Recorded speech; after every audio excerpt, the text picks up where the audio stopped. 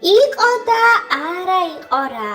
ერთ სოფელში ცხოვრობდა პატარა ძალიან ლამაზი გოგონა, რომელსაც წითელ ქუდას ეძახდნენ.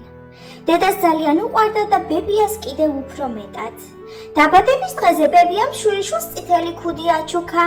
მას შემდეგ გოგონა ყველგან თავისი ახალი ლამაზი წითელი ქუდით დადიოდა, რის გამოც მას წითელ ქუდა შეარქვეს.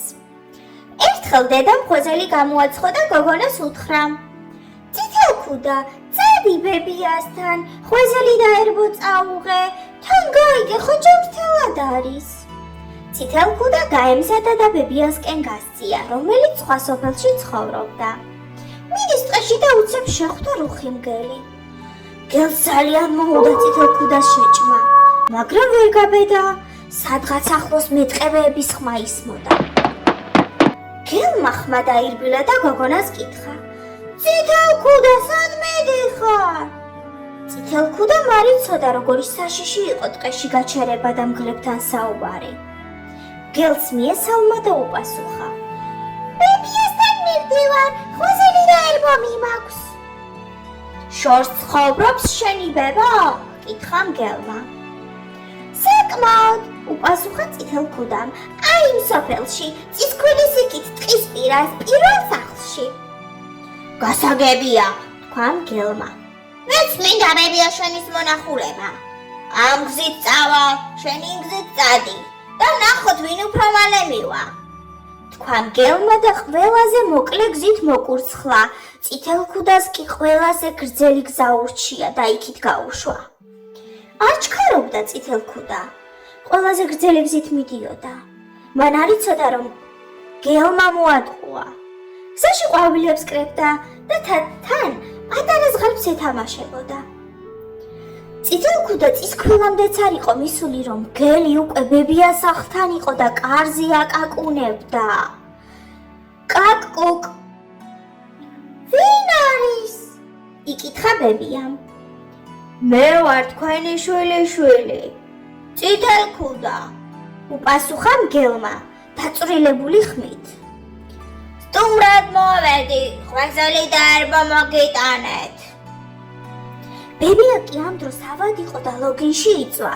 მას მართლა წითელ ქუდა ეგონა და გასძახა: ურდული ჩამოწიე შვილო და კარი გაიღება. მგელმა ურდული ჩამოწია და კარი გაიღო. მივარდა მგელი ბებიას და გადაყლაპა.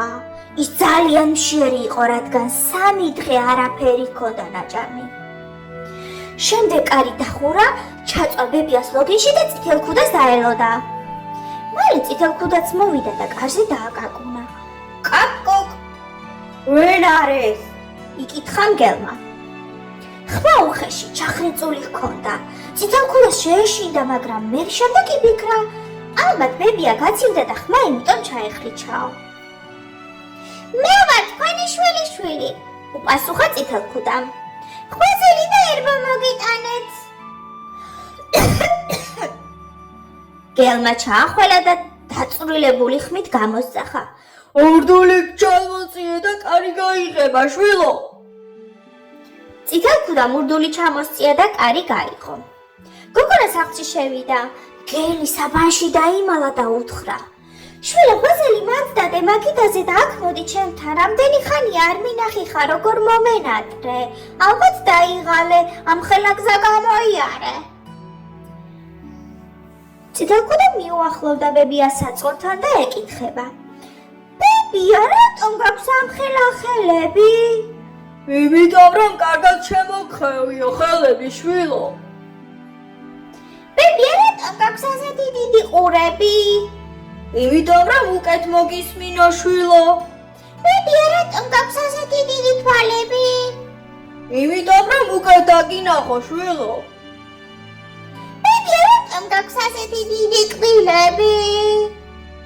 იმიტომ რომ კარგად გადაგსანსლო შვილო. წითელ ქუდამ ხმის ამოღებაც ვერ მოასწრო, რომ ბოროტი მგელი მივარდა და ფეხსაცმელებიანად გადაყლაპა წითელ ქუდა. მაგრამ საბედნიერო და ამ დროს სახლთან მეტყევეებმა ჩაიარეს. მხრებზე დიდი ნაჯახები გადაედოთ. ხმაური რომ გაიგონეს. სახლში შეცვიდნენ და მგელი მოკლეს, მუცელი გაუჭრეს და იქიდან უნებლად ამოიყვანეს ბებია და წითელქუდი.